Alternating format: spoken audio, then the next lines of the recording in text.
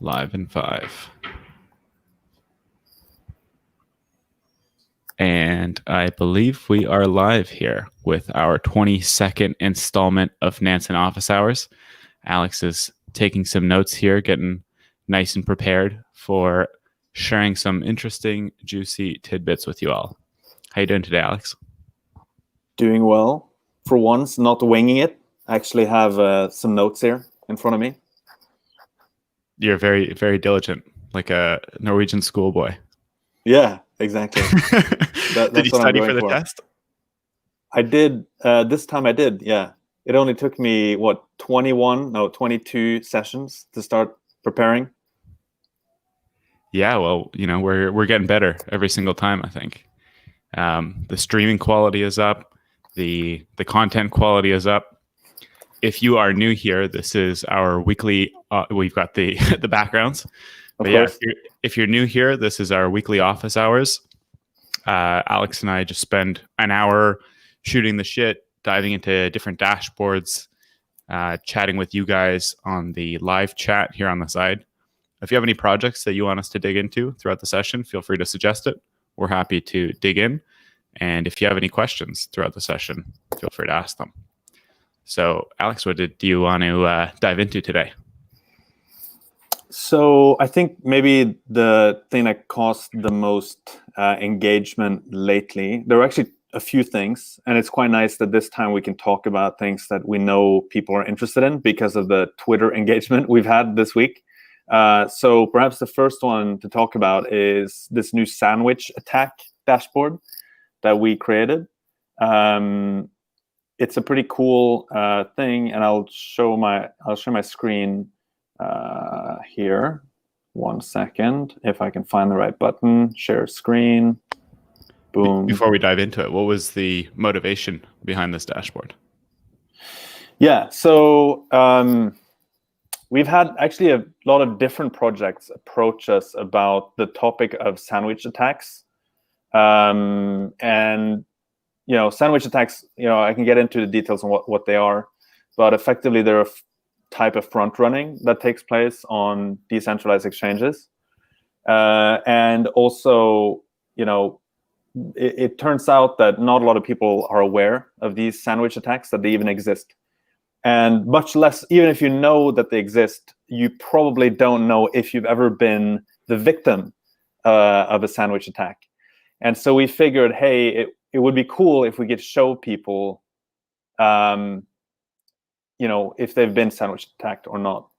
And so, we worked a bit on this, and we have to give credit to Bloxroute, which is one of the projects that approached us, discussing this idea, because they have some ways that you can actually, to some extent, get around some of the front-running activity that takes place on Ethereum.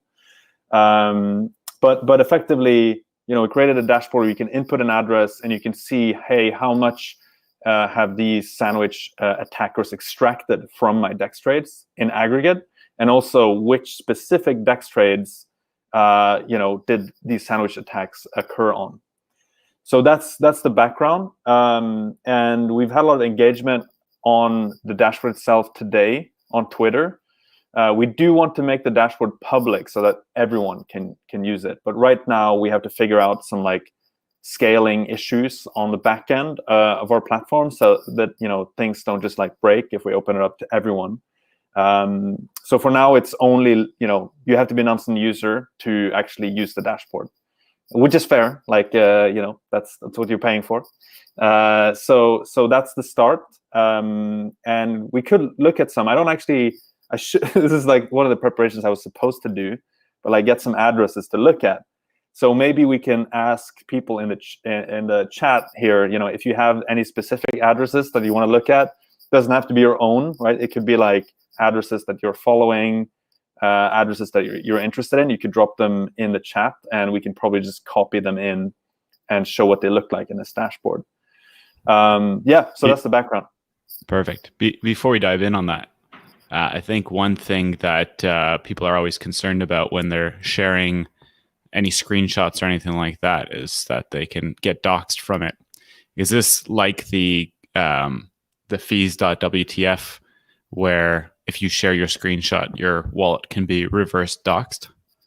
Yeah, it's not as bad as that. And what I would do is recommend, if you're going to screen share, just take a photo of like the total extracted value, which is what most people care about anyway. So if it's like, I've had $2,000 or $20,000 extracted in total from this address, you can safely share that, I would say, without risking a dox.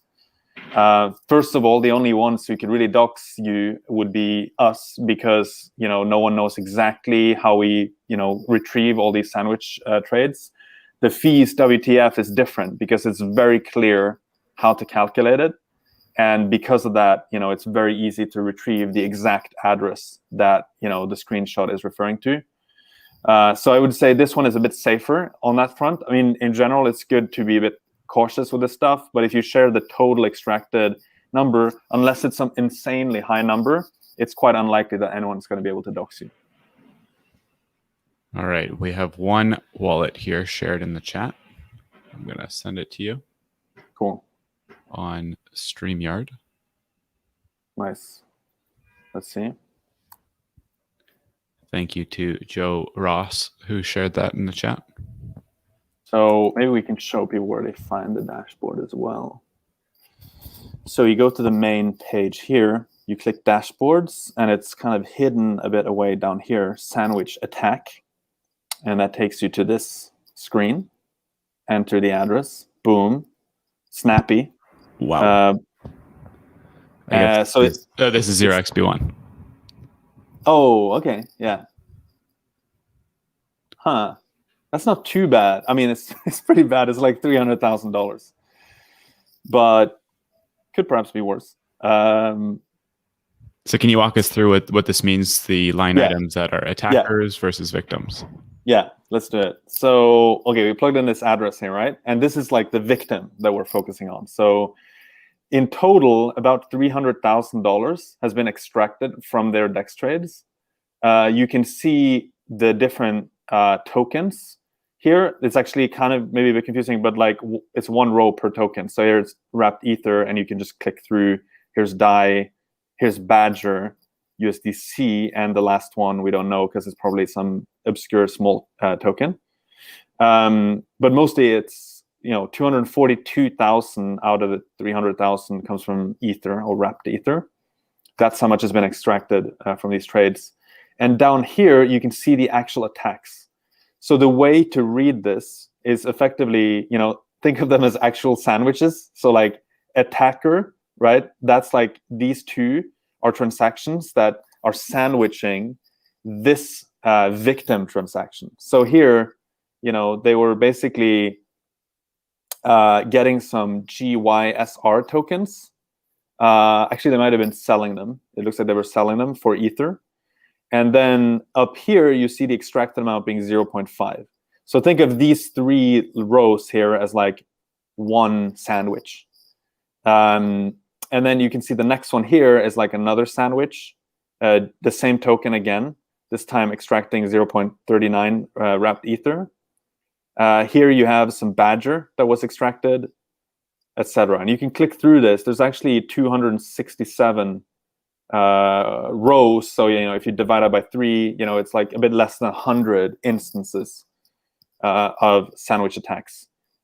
I think you can also sort by this one. Yeah, although it mixes the different tokens. But it looks like, for example, this one here might be the biggest. This one is pretty big too, actually. Like there's a big Ohm DAI transaction where there was like $29,000 extracted. Actually, there's several Ohm.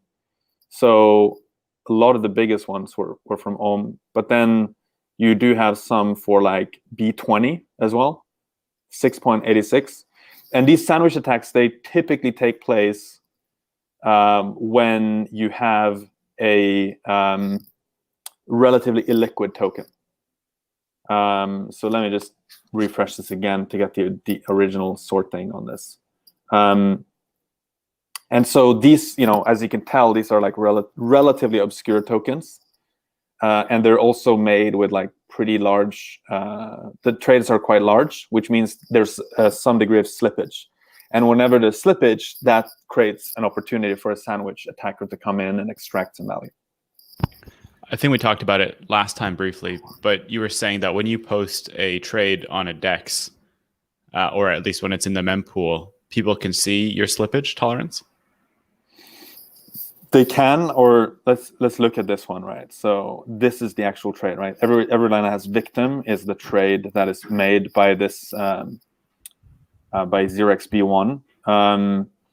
And so in theory, you should be able to see it. Let me see if I can easily put it out here. I'm not 100% sure. Honestly, I'm not totally sure how easy it is to see here. Don't know if deadline is the thing that, yeah, I shouldn't speculate on this. The data should be here somewhere, either in the event data or the traces of the function call. Probably the difference between amount in and amount out and in, or something like that. Be. Like that's effectively what it is. Like you would calculate the current market price, and if the amount out min is far away from that, then your slippage is quite high. Yeah, looks like Etherscan crashed. Not sure why. Yeah, I think that's probably likely. I'm pretty sure there is another field. Let's just bring it up quickly. I want to see if there's also something in the logs here. But by the way, minor thing, would you mind clicking Command-Shift-B to hide your bookmark bar? Can. 可以. Maybe how's your Chinese coming along? Yeah, it's coming along slowly, but no, working on it. Good. So maybe in the swap, I would have imagined maybe there's some. Yeah, actually, I think it might have to be in the traces of the function call. And so that would be somehow in this data down here. So maybe you're right. Maybe it is the amount out minimum. There you go. Mystery solved. Maybe. Well, maybe solved, right? We don't. It should have good enough for now. Not sure. Yeah. Cool. So how would you anticipate people using this dashboard? Is it just for a cool screenshot, or should it kind of, if people are getting extracted a bunch, should they reconsider their slippage tolerances? Do we have any actionable advice for people based on the results they're getting from this dashboard? Yeah, so this is kind of like, it's a bit of a different dashboard in the sense that it's not really intended to kind of create alpha as such. But as you say, it could inform you that maybe you should be less aggressive on your slippage tolerance, like you should be a bit more conservative. Sometimes, it could also be that it's okay to have some of the value be extracted. Like if the overall trade is positive, like maybe it was worth it. So it's not like you have to try to strive to have this be zero, right? But I think this is more like an awareness thing, like raising awareness. Like, hey, you should know that there are these sandwich attack bots that are basically front running your trades, and here's how much they've extracted from your address. So it's more like an awareness thing than and perhaps a call to action on considering having a little bit more conservative slippage tolerances in general. That's how I would think of it. Yeah, I think probably one thing to mention of why you would even set slippage tolerances to be high in the first place is so that your transactions aren't failing. So when you post a trade to a DEX, quite often, if you don't set your gas high enough so that it fills quickly, your transaction will fail. Or if your slippage is too tight on a highly traded pair when the markets are moving, then your transaction will also likely fail. And so the decision you're making here is the slippage generous enough that I can actually get this transaction filled without it failing? So that's kind of the decision. The other thing here, I guess, the kind of actionable thought, or just kind of a thought exercise, is sometimes when you're trading, it's not just about making more money, it's about losing less money. Mm-hmm. And so that would probably be the takeaway here, is like, how can you optimize a little bit your trading system so that you're losing less per trade and not leaving money on the table in getting out of these long tail shitcoins because that's likely what most of the slippage is from. It's like these kind of low liquidity pairs, like you pointed out, maybe like OhmDAI or Geyser wrapped ETH. I think that's what it is. And when these big farmers are accumulating big bags of kind of these low liquidity coins, low liquidity governance tokens from new farms, they are farming and dumping. And so it makes sense that there would be slippage, and they just want to get out of the position and get back to ETH or whatever their unit of account is for their portfolio. Yeah. I think I wanted to also show, there's, I think one of these addresses that I have here that, for something that is not as crazy as like the 0xB1, it's pretty funny because I did this, I was at least showing the farming of the liquidity pool that I was doing with this address. And funnily enough, like this specific trade that I made to buy the liquidity USD, it was actually front run by a sandwich attacker. There you go. You paid for a good demo. Yeah, exactly. And so you see, not a huge amount, but like $424 were extracted from that DEX trade. In the chat, Oven also makes a great recommendation, which is you can use this dashboard to check if you should be switching to something like 1inch for MEV protection.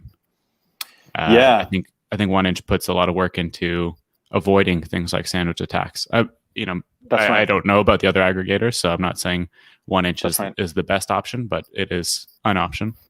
Yeah, I think they have some partnerships with some other great companies that focus on like relaying private transactions and so on.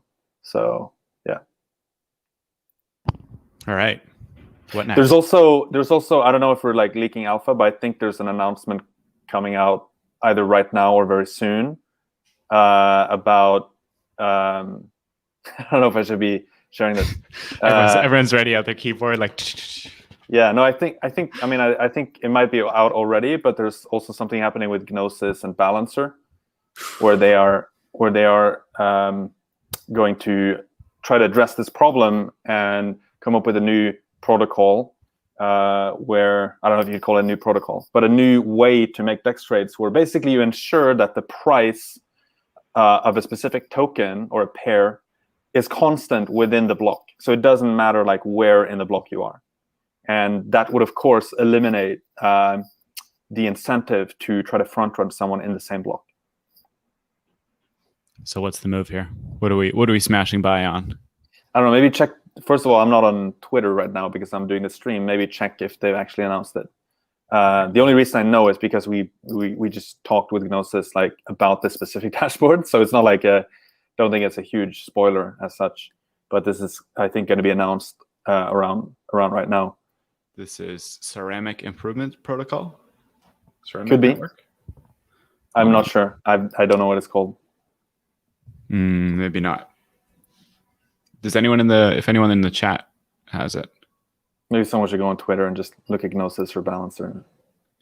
Hope that it would be kind of ironic if I front ran that announcement. That would be kind of hilarious. And we can announce it at the end too. It'll be a sandwich. Exactly. Sandwich announcement. Sandwich announcement. Yeah. There's a question in the chat here, which is, are you labeling the sandwich attackers? The previous one was just sandwich attacker, but this one is Flashboy. Yeah, good question. We do label all the sandwich attackers that we identify. The thing is, with Nansen, we can have several different labels. And so what we do is when we see a name like this, we surface the most informative name. And so a Flashboy is less common than a sandwich attacker. And because of that, that's the name that was surfaced here. But if you actually go in, we can actually, that's cool. We can actually go to Wallet Profiler. This is like a new principle we have where whenever you see the name, you should be able to click the name and you just go to Wallet Profiler. And so here you can actually see, boom, sandwich attacker is one of the other labels because you can have multiple labels, right? This is like, it's funny, it's also victim actually. So it's also been sandwich attacked by another address. But it's like a mining pool recipient, it's a sandwich attack victim, it's a deployer, it's a high activity account, it's an elite DEX trader, it's a sandwich attacker, and it's a flash boy. So it's like pretty distinguished here. It would be like a pretty heavily endorsed on LinkedIn as an account.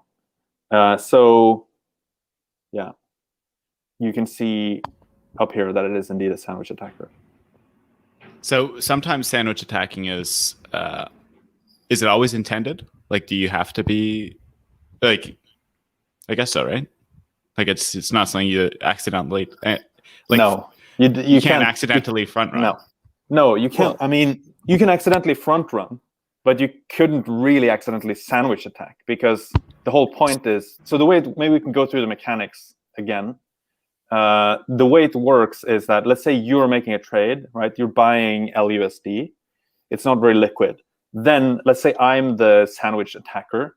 I see your transaction in the mempool, and I say, hey, actually, and I see you have a pretty high tolerance for slippage. Then I see if I can sneak in there and I can like buy those tokens that you're buying before you, I will do that. And then I'll basically let you buy the same amount right after me, but then at a higher price, because I extracted some of the tokens from the Uniswap pool. And then when you have bought them, I'm going to sell back the exact same amount of tokens into the pool. So I'm kind of guaranteed to have a profit. Because like when I bought the tokens, you had, X amount of tokens in the pool, but when you bought them, you'd have X minus the amount in the pool, which means the price has to be higher, right? So you bought them, and then now I can sell them back at that higher price, and so you're guaranteed to have a profit. That's how it works. And like, the only way you could accidentally do that is like if you accidentally wanted to buy and sell in the same transaction, and the gas price happened to first be higher and then be lower. Like, it's very unlikely that would happen. Where is the sandwich attacker sourcing their LUSD from? Do they just hold it in their wallet, or are they taking a flash loan to do it? No, they actually. So if this is buying LUSD, they would buy the LUSD in a transaction. So they make the same trade as you. Oh, so got it. You see? So if this account is buying LUSD, then the attacker is also buying LUSD before you, right? And that's how it gets. That's like why the second trade can be the reverse. They can sell it. Understood. Okay. I think maybe the thing is, like in this display, I think maybe it's visualized reverse. Actually, now that I look at it, because I think this one down here is the first trade that actually happens. It seems like it. Yeah, and so maybe that's something we could try to fix if we just sorted by like index as well, because the time is obviously identical, right? So they don't buy the full amount. Like, they don't replicate your trade. They just buy enough to push the price up to your min output amount. That's right. That's right. Something like that. So you can see here that the same amount, 13,771, right? It's the same amount here. So they buy it here. Or actually it was me in this case. So let's say you're the attacker now, right? So you're buying the 13,000 LUSD, and I'm here, the ignorant poor fool, buying 19K at a higher price now because you bumped the price, and then you just dump back the 13 that you bought, and then you net the profit, which was 0.16 ETH. There you go. You can also see it here, right? If you look at because these are constant, right? So you basically bought it for 671 and you sold it for 687. All right. I think we've thoroughly understood sandwich attacks. I certainly have. I think I'm going to go to a deli here in New York or something like that for lunch and get a nice sandwich. Get a pastrami sandwich. That's good. Sure. What should we dive into next? So I think the other thing that caused a bit of engagement yesterday on my Twitter account was Polygon. So it could be interesting to look at some of the metrics for Polygon. And I should mention that we are actively working. In fact, we're basically there on having Polygon data, similarly to how we have Ethereum L1 data in our data platform. and now, of course, begins the work of implementing dashboards for Polygon as well. But in the meantime, we can do some analyses on it, and we can also see some interesting trends even on Ethereum L1. And so one thing I wanted to show you guys is if we look at token god mode, which you probably know if you watch this video, we can look at token god mode for Aave. And I noticed this earlier because if I look at the balance changes for Aave, the top accumulating addresses, first of all, there's like the rewards wallet, which I think distributes Aave tokens to the new like liquidity mining incentives for Aave. And then there's Aave itself, which is their own how should I put it? The Aave version of their own Aave token. But the third item here is Polygon POS bridge. And so there's actually a lot of Aave tokens going into Polygon. So even in the L1 data, you can actually see some traction for Polygon. And if you scroll down further to the top balances of Aave, so these are all the top addresses that hold Aave right now, you see Polygon is actually the 8th largest holder. This Polygon bridge contract is the 8th largest holder of Aave. And now, we can do some cool stuff. So we can dive into this address and we can say, actually, let's maybe open up a few of these. Let's look at like depositors to find out who is actually depositing Aave tokens into Polygon. We can also look at the profiler if we wanted to have a slightly different perspective on like what's happening with that. And actually, I think I'll start with the profiler if only this would load. Who knows what happened there? So loading wallet profiler for token, we're looking at Aave in the Polygon bridge. So question on this real quick. Yeah. I'm not sure if you know, but there's a delay on some of these bridges. Would this be an example of a bridge with a 7-day delay on withdrawing? So I can't really answer that, which one this is. I don't know enough. I can only see what's in the data here. So I think someone else would have to comment on that. Probably there's someone in the chat. Who knows? I think there is a delay. So I think when people were porting over to Matic for farming Aave, there were some issues where people were going through the wrong bridge and then were kind of stuck in a bottleneck for retrieving their funds and had to use another bridge. Makes sense. Careful on which bridge you use. I mean, obviously, if this one has the most Aave in it, I would assume this is the right one. Yeah, that's what I would say as well. But do your own research on that part. You can see the increase, though, like over the last few weeks. Over the last 2 weeks, it's pretty much exploded on Aave tokens that are there. And you can also see the largest transactions. And so another way to view this is to look at the top depositors into the Polygon POS bridge. And this is it's a similar thing, but it shows like in aggregate how much has been deposited. So for example, slam2.eth has deposited 21,596 Aave tokens into the Polygon bridge. And then you can also drill down. A long time ago too, right? They've been since 42 days ago. In fact, that'd be interesting if you sort by who was the first one in there. That's probably like a dev of the bridge. Yeah. Aavegotchi. Interesting. Yeah, we can have a look at this. 16, that's not very much. Rare NFT collector as well. Another rare NFT collector. Wow. Aavegotchi.eth. This is a formerly. And they're also a rare NFT collector. Oh, look at this. And a MetaMask swap user. Didn't have that many Aave tokens, though, so maybe they were just testing it out or something. Interesting. As a random aside, yeah. Why is MetaMask swap user an interesting label? I think we were like studying MetaMask transactions, and then we were like, hey, we can just label up addresses that have done Because that. I see it too often, and I think every time I see it, I'm like, cool, man. Enjoy using MetaMask. Yeah. But Well, I guess it is kind of interesting that it does reveal that wallet is controlled via MetaMask, which is kind of interesting. Because you wouldn't normally know. So are like 95% of others. Yeah, I guess most are, right? But you still have like, I guess exchange deposit wallets, or wallets are controlled by like external entities and so on, right? Basically, it's like a strong indicator that it's like a human controlled wallet at the very least. But yeah, how about this of why it's useful? If MetaMask ends up doing an airdrop, which is I think what a lot of people are speculating, and why a lot of people have used MetaMask is to potentially get access to that airdrop.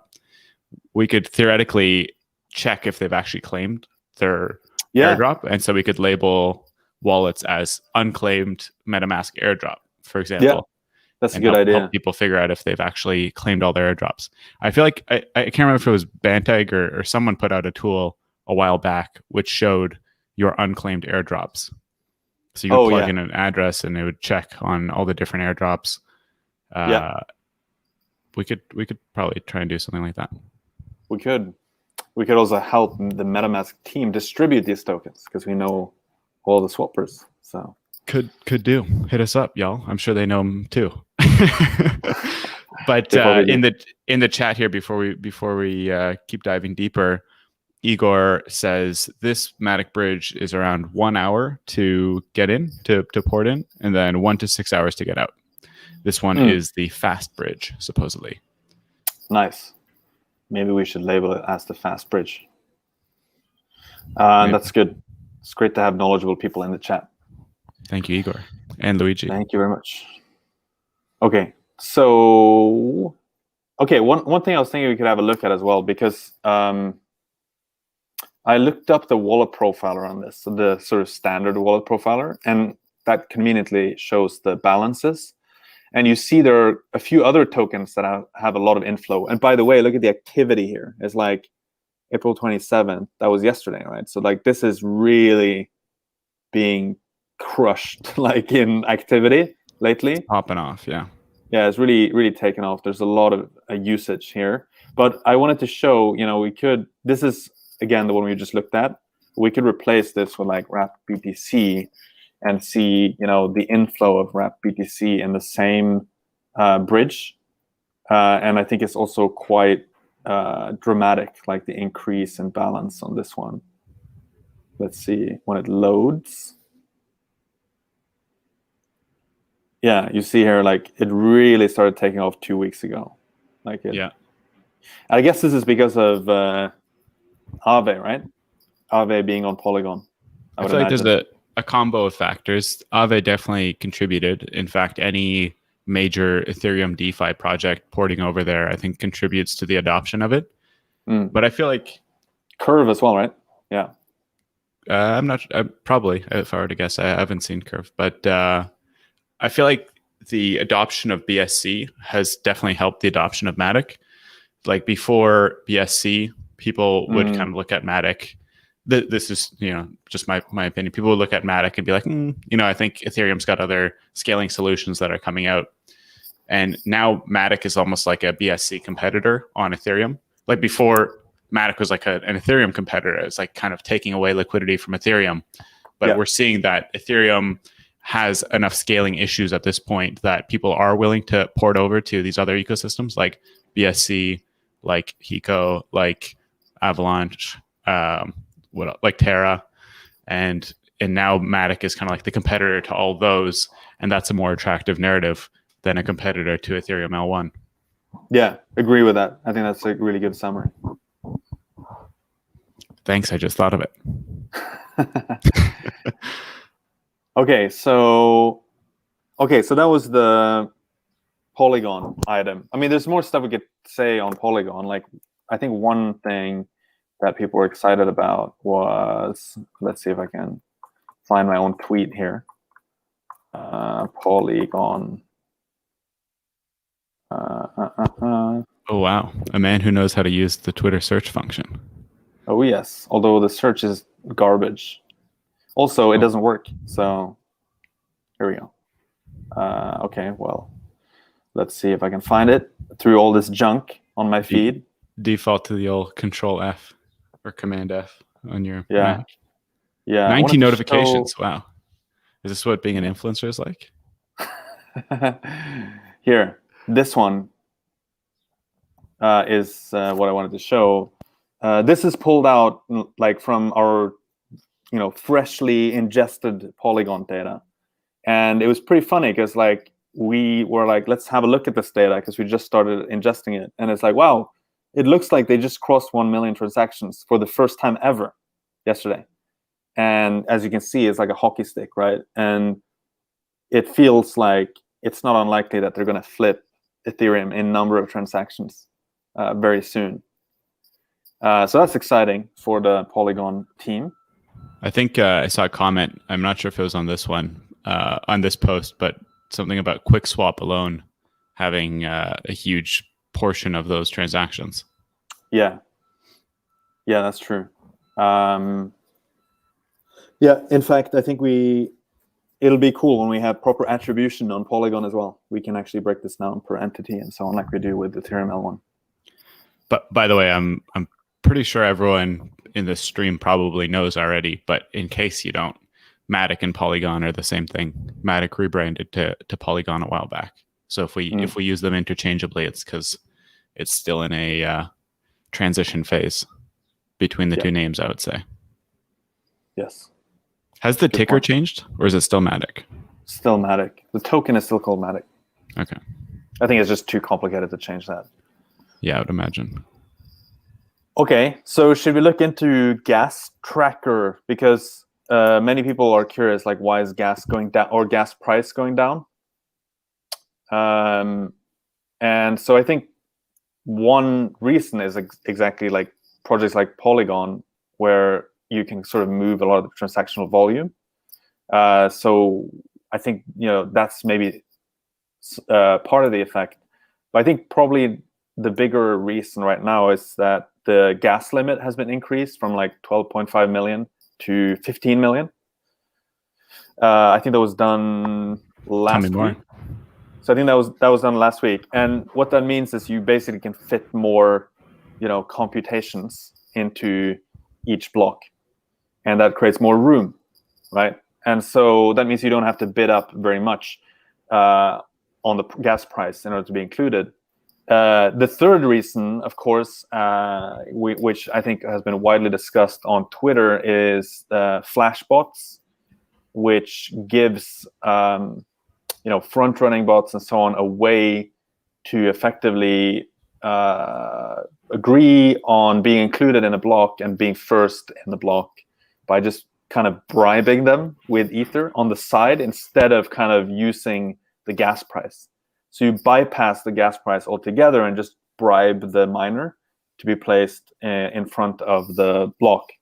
And so that means it sounds maybe like a bad thing, but the good thing is that you don't get these like insanely high gas prices because you can bypass the whole gas pricing feature, in itself. You can just say, hey, just include me in the front and I'll send a separate transaction with Ether to you. And so this is, I think something like, last time I spoke with the Flashbots team, I think they said that something like 54% of the hash power was like on the Flashbots Alpha network. I saw somewhere else that it was like 70% now, but don't quote me on that. It's like, there's a lot of the hash power when it comes to mining pools and so on that is actually running this Flashbot software. Which allows for this kind of like sealed bid auctions and stuff like that. And so this is also, I think, another big reason why the gas price has gone down, and the convergence of these, let's say, three factors, like L2s or side chains. I think there's also discussion on like what you should refer, how you should refer to Polygon as an L2 as a side chain. Let's say it's a side chain. But L2s and side chains, one big factor, the gas limit increasing, another big factor, and then the Flashbots network as well, another. And all these things have, varying degrees of, should take various degrees of credit for the gas price being low. Nice. So how does this look like on chain?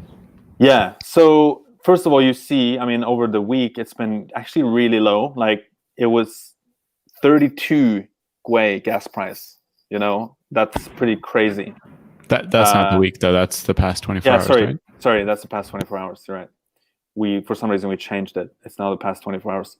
But let's say I think about 2 hours ago, or 3 hours ago, it was basically 32 Gwei gas price, which is super low, at least compared to what it used to be. But you can see also, who is spending gas still, and the distributions are largely, I would say, the same on the major entities. Like Binance is still, 40% of the top 20 gas spenders, gas consumption. Huobi, KuCoin, like the big centralized exchanges, Kraken, FTX, OKX, Crypto.com, etc. You can also look at them, in this view here. This one I have no idea what is. Send Finance, but interesting that it's here. Sometimes you can spot these new projects just through gas usage as well. Look at this, Russian Mafia 69.eth. Okay, these are gas spender accounts, individual accounts. Can you quickly just explain the difference between an account and an entity? Yeah, so an entity could be like a cluster of several addresses. So Binance would be a cluster of like 3 million plus different addresses that we can all attribute to Binance, the exchange. Similarly with OKX and the other ones. But down here, these are individual addresses. And so Binance 10, right, is one of the Binance addresses. But when we aggregate all these, because you can see they actually have several addresses in the top, 20 here. And if you aggregate them all, you kind of get 5% of all the gas spent, it comes from Binance, which is pretty big when you think about it. Yeah. Well, but it's also interesting to see that the majority of that also comes from a few wallets. So they've got their kind of main hot wallets, and then there's a long tail of deposit wallets and all these kinds of individual account wallets. Yeah, exactly. So, but the point is the long tail is still very important, because if you just look at this one, 0.86%, right? This one, 0.69%, 66. You still have to, in order to go from like, say, the 4%, 3 or 4% to 5%, you still need to have the deposit wallets as well to account for them properly. Maybe we can click in on that Send Finance real quick, because it's an interesting way of the deployer. Yeah, on Let's do it. Etherscan. Yeah. And if you open the link in the top there, this there. one, yeah. Yeah. Yeah. Looks like it was the deployer though. Looks boring. I'm judging a book by its cover here, but just based on the font. It looks like most of these VCs are China-based VCs, so maybe it's also a China-based project. Not sure. What's the CZ? Look, okay. It says Africa. So that was wrong. This is probably like one of their incubator projects. Yeah, here we go. Africa is one of the most important continents. Oh, okay, interesting. Right, but yeah, so my hesitation could be look at it in the wallet profiler as well. Actually, I think this also links to the wallet profiler. I feel like we should switch those two around. Like the rightmost thing should be Etherscan, and the name should be the wallet profiler. But let's have a look here. I think on some it is. I think there's a consistency issue on that one. Yeah, true. Let's see here. What is it doing? Binance deposit, ETH volume in, maybe ETH transactions. Okay, so there's this Send token and USD token. Gnosis Safe creator. Yeah. Okay. Interesting. Yeah. Anyway, so that was that. You can sometimes discover cool stuff just poking around in the gas tracker. There's also this section down here, which is consumers. And so that is effectively the smart contracts that consume the gas, right? When the contracts are run. And so here, for example, Axie Infinity, which is an NFT project, is one of the top 20 entities. And I think today they've actually started migrating their Axies over to their own side chain called Ronin. You can see other projects here, but the big one, of course, is Uniswap, which is cruising at around 40% of the gas spent by the top 20, or put differently, across all the smart contracts, it's like 15% right now. So that is the big one. It's like consistently on top. It's like, I don't think I've ever seen another entity be on top on this table. It's always Uniswap.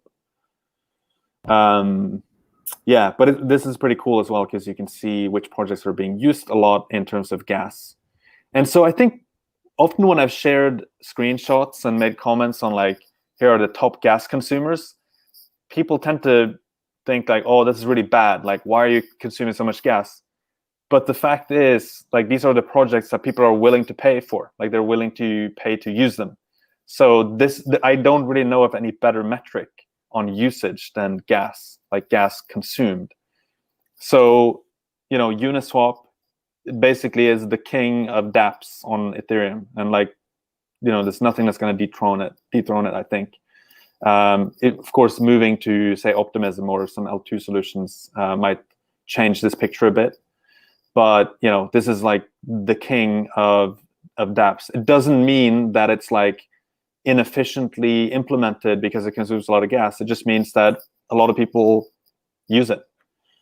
And so it's pretty cool because it gives you an overview of like, what are people actually doing on Ethereum? They're using Uniswap, they're using Balancer, they're sending around wrapped Ether, Tether, they're using 1inch, Aave, MakerDAO, 0x. They're doing MetaMask swaps. Centre, which is actually the company behind USDC, they're using SushiSwap, TokenLon, etc. One thing I'll point out real quick is that this is sorted currently on the 1 hour 1 hour ETH used, and so you would get a slightly different view if you sorted by 7 days. Yeah, I'm not going to do the sort by 7 days, because if you wanted to do that correctly, you should actually make the sort over the entirety of all the entities. But here we're just going to sort it among these ones.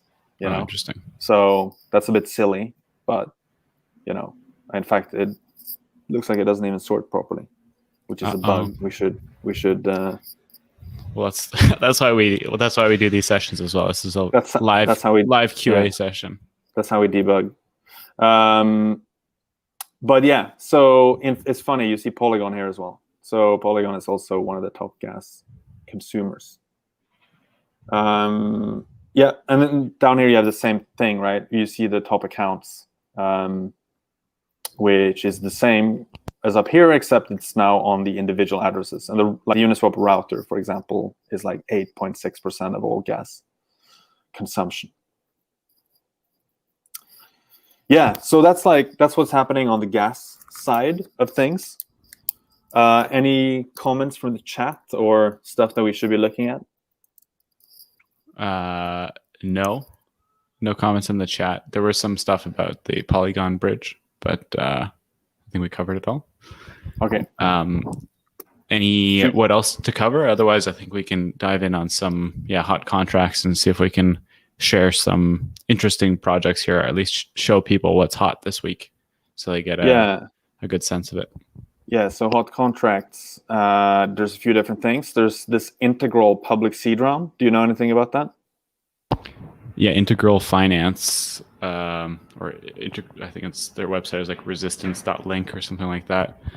They are trying to do a vampire attack on Binance. How does that work though? Binance is not open source. Don't ask me.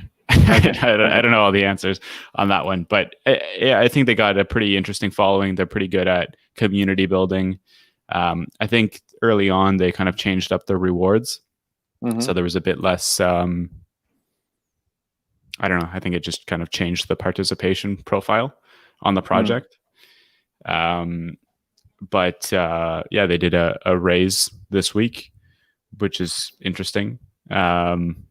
and I think it was a little underwhelming, less participation than they expected. But let's see. I think if they've got pretty strong backing and a pretty strong team, supposedly. So excited to see what they keep building. I didn't participate. Could people participate with other tokens than Ether? Because it has like 3,000 Ether. It also holds like USDT and USDC, WBTC, and DAI. Any idea about that? Or yeah, I'm not entirely sure, to be honest with you. Okay. We could just have a quick look at the USDT. Actually, yeah, well, could look at the top depositors on that. But for now, let's have a look at the Tether transactions. Maybe someone in the chat can mention if they were underwhelmed, overwhelmed, whelmed by the public sale. Someone dunked in $1 million there. Midsummer.eth. Not bad. What's the ordering on that? I always like seeing who went in first. No, but the like largest. Oh, okay. You want to do this, right? So yeah. Some MetaMask swap users. Rare NFT collector. The most valuable label. This is like the new medium DEX trader. Yeah.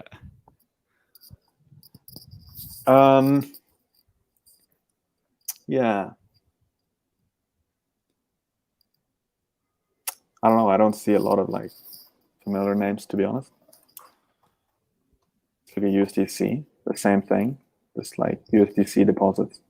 Well, I feel like one thing here is that they did this raise after already having farming open for a while. So the kind of real ones, so to speak, knew about it already. They had already farmed it, and they weren't going to bother dunking in another chunk of ETH if they already had farmed a bag and had been probably farming and selling it along the way. Yeah, I gotta say, I mean, it's kind of underwhelming, like who participated in this. 361, 471, and then 1,651. I guess this is like a kind of FOMO. Anyone who missed the farming got like FOMO'd into this, and they just bought a chunk here. Yeah. Let's look at something else from hot contracts. I often like to sort by this one. So this is a 1-inch DAO pool. What is Swice? Do you know? No. I mean, it's some kind of liquidity pool. So maybe they have some liquidity incentives for this. What's a DAO pool? I haven't seen that before. I think they just, I don't know why it's called a DAO pool. I think it's just DAO. Really? Isn't it just oh man, this reloading of I get very confused by it. On 1-inch. I think this DAO maybe thing on the left, click pools. Maybe it's kind of like Onsen for sushi. Could be Swice. Here we go. Farming. So it has farming enabled, presumably. Wow, total APY over 1,000%. Okay, that explains it. Not bad. Okay, with almost 6 mil liquidity. That's pretty funny though. You see, like, boom, smart money, boom, 1,000% APY makes sense. Yeah, that's pretty funny. Yeah, this is why Nansen is useful. Yeah, I guess unless like I wonder how people are finding these. Like, this is people who have set up kind of proprietary like systems for finding these opportunities. Maybe they're scraping 1-inch, or they're following the project closely or something like that, or they're kind of on a daily basis checking the top rewarding pools on Onsen or 1-inch, and they're hopping into them first, so they get the rewards right away.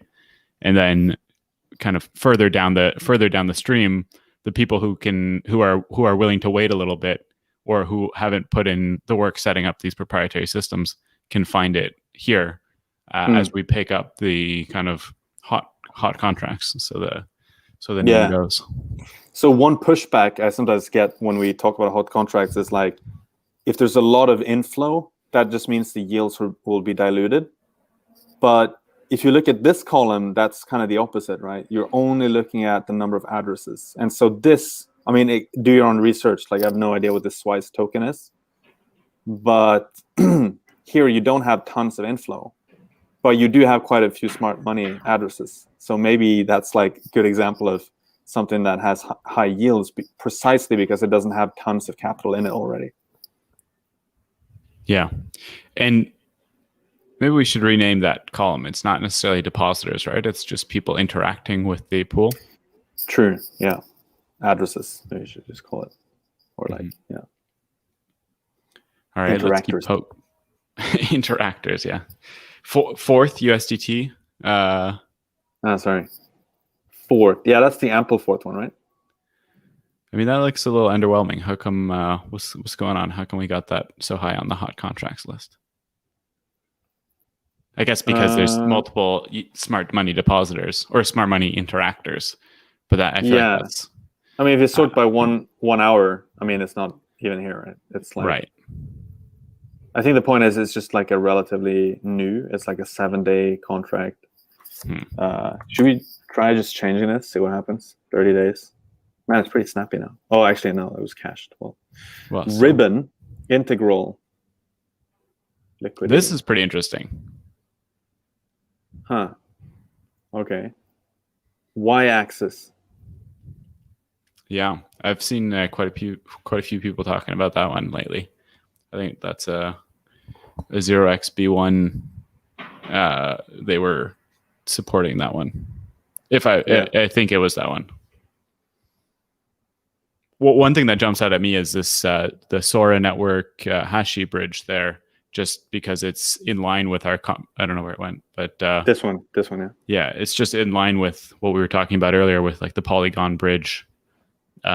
There's more bridges being created, and it's interesting to be able to have this kind of way to watch all of them and watch as things flow in and out of ETH and be able to kind of monitor these different bridges.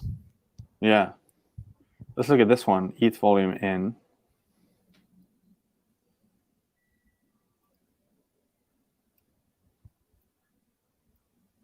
Not super interesting, to be honest. I would like to see more smart money emojis here. Yeah. Well, I think I think Sora is a Polkadot parachain or whatever they're called. Okay. Maybe a slightly different ecosystem of people. Well, yeah. I mean, I think they're porting out of the Ethereum ecosystem. What happens if we do like 90 days? Or maybe it's Faye. Huh. Oh, wait. Yeah, no. Actually, it was just cash. Here we go. Paxos Treasury.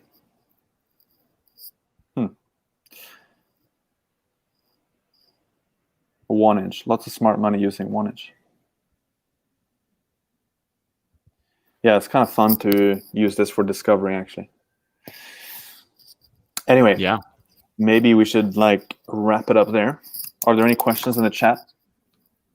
There's a comment here, which is from Crypto Ganesha, who says that Swise is Stakewise. They had a huge airdrop for locking ETH.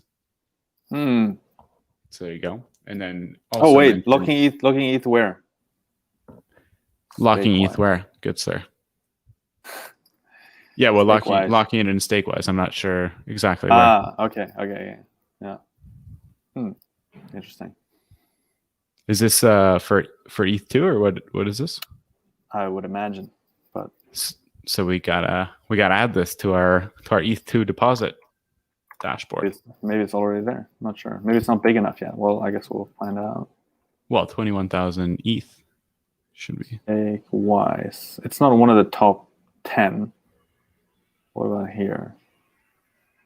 I don't know. We don't have a breakdown on the other. Yeah, it's but yeah, we can try to hunt this down. By the way, it crossed 4 mil ether this week. Boom. Not bad.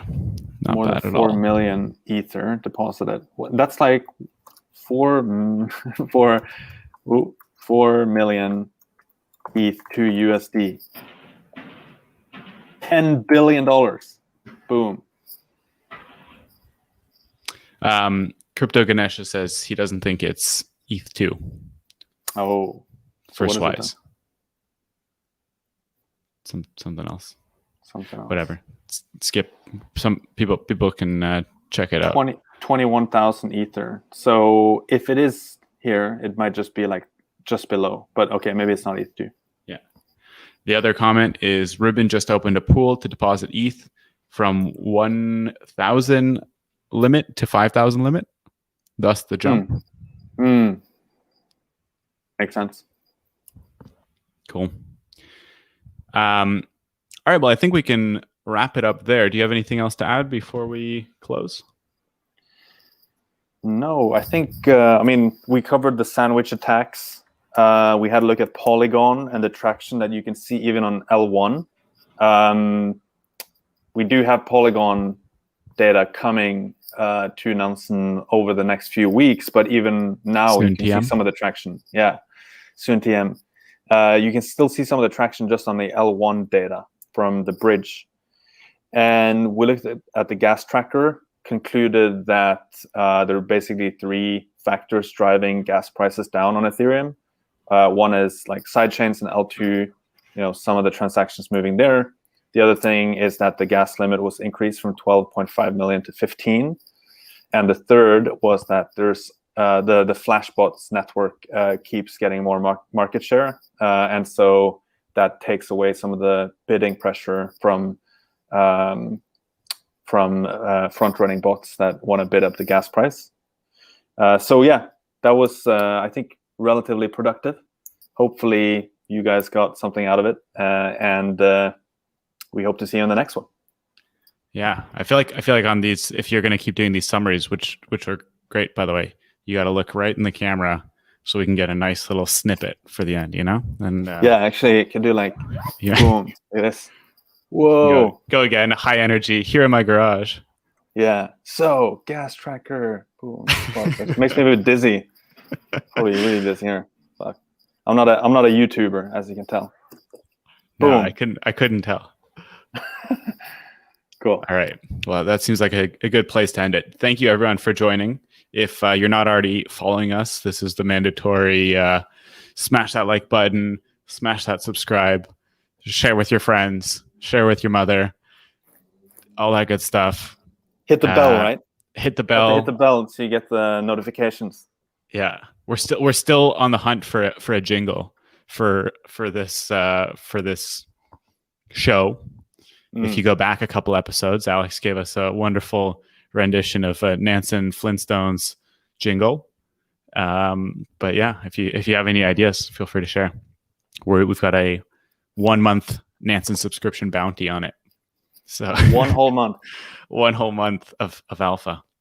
So thank you, everyone. And we'll catch you on the next one, and on Twitter and on Discord. Love y'all. Bye.